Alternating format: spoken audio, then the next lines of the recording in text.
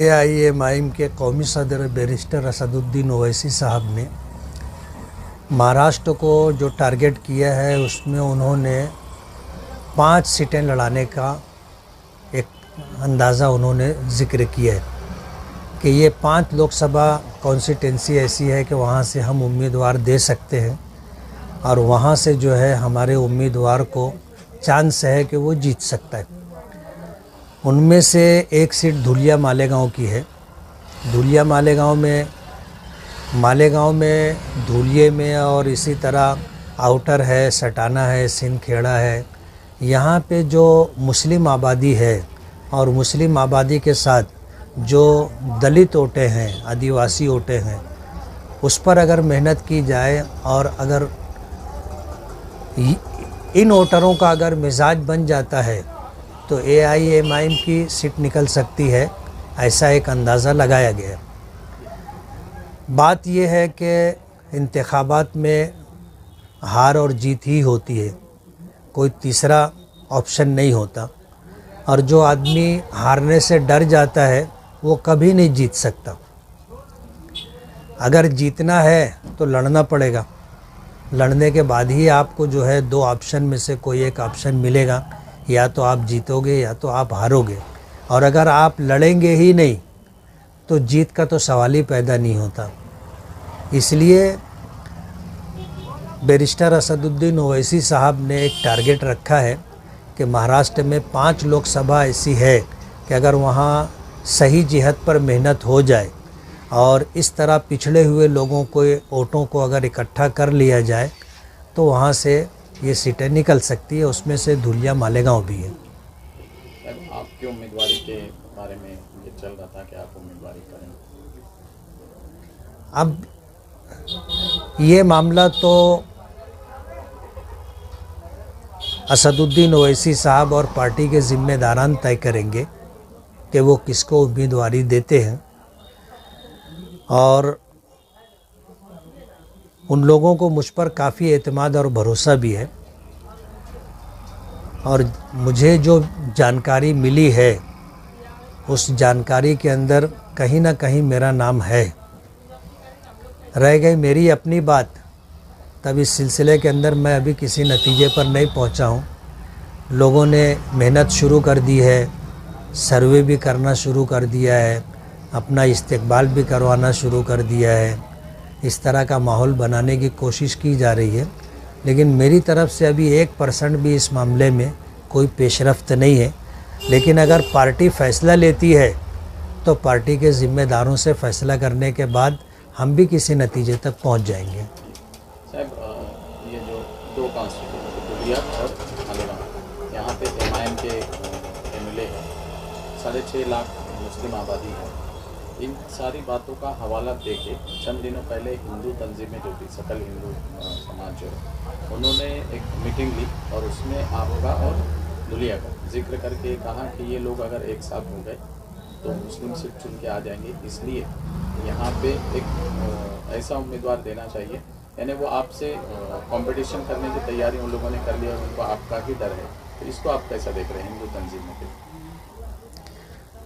अब क्या, हिंदू तंजीमें अपनी फ़िरका परस्ती की बुनियाद पर जो सर्वे करती हैं, उस सर्वे के पेश नज़र उनके सामने जो भी सर्वे रिपोर्ट आई होगी उसके पेश नज़र उन्होंने फ़ैसला आपस में बातचीत की होगी और किसी नतीजे तक पहुँचे होंगे। और अगर वो ऐसा समझ रहे हैं कि मैं उनको टक्कर दे सकता हूँ, जीत हार तो आवाम के हाथ में है, वो जिसको वोट देंगे वो चुन करके आएगा। लेकिन ये कि अगर वो ये समझ रहे हैं कि उनके लिए अगर कोई मद्दे मुकाबिल है वो मैं हूँ, तो ये मेरे लिए बड़ी बात है। आप उम्मीदवारी कर सकते हैं, पार्टी के ऊपर है। पार्टी के वरिष्ठ अगर इस तरह का कोई फ़ैसला लेते हैं और माहौल अगर बनता है और उसी के साथ मुझे अच्छे सपोर्टर मिल जाते हैं तो इलेक्शन लड़ा भी जा सकता है। वो लोग मुद्दे जो है उन्होंने लव जिहाद, लैंड जिहाद, इलेक्ट्रिक जिहाद, इन सारे मुद्दों का जिक्र बार बार किया जा रहा है अभी मालेगांव के बारे में, दुनिया के बारे में। तो आप इसको कैसे? असल में क्या है, फ़िरका परस्त लोग जो है इन्हीं चीज़ों को उन्वान बनाते हैं। आप अगर देखें कि पूरे मुल्क में आज जो नफ़रत की सियासत की जा रही है और माइनॉरिटीज़ में जिस समाज को टारगेट किया जा रहा है वो मुसलमान है। यानी ऐसा लगता है कि अब पूरे देश ने सिर्फ मुसलमानों को टारगेट कर लिया है। और आप देखो कि उन लोगों ने जो उन्वानात तय किए हैं, जैसे लव जिहाद, अब जाहिर बात है ये बिल्कुल बेबुनियाद बात है और ये सच्चाई इसमें ऐसी नहीं है जैसी वो सुझाना और बताना चाहते हैं। और ये हमेशा से रहा है, जब से दुनिया में इंसान आए हैं किसी न किसी से उनको प्यार मोहब्बत होता रहा है। और प्यार और मोहब्बत के अंदर ना धर्म देखा जाता है, ना बिरादरी देखी जाती है, ना उम्र देखी जाती है, ना तालीम देखी जाती है, ना पैसा देखा जाता है। ये सारी चीज़ें रही है, लेकिन इसको सिर्फ मुसलमानों से जोड़ करके लव जिहाद कह करके ये कहना कि मुस्लिम समाज के लड़के हिंदू समाज की लड़कियों को इस तरह मोहब्बत के जाल में फंसा करके एक तरह लव जिहाद का जो है मामला तय कर रहे हैं, तो ये गलत बात है। हमारी बहुत सारी बच्चियां ऐसी हैं जो गैर मुस्लिम लड़कों के साथ प्यार मोहब्बत करके मुर्तद हो करके जा रही हैं, लेकिन उसको उन्होंने उजागर नहीं किया, सिर्फ एक तरफा बात बताई जा रही है। इसी तरह जो है आप देख लो हिजाब का मसला है, हिजाब हर समाज में है। आप मारवाड़ी समाज देख लो, जैन समाज देख लो, हिंदू समाज में जो ख़ानदानी लोग हैं उनमें तो ऐसा भी है कि कभी बहू अपने खुसर के सामने चेहरा खुला हुआ चेहरा लेकर के नहीं आती। वो अपना पल्लू खींच लेती है, साड़ी आगे कपड़ा आगे कर लेती है, जेठ के सामने अपने ससुर के सामने कभी उस तरह वो लोग नहीं आते।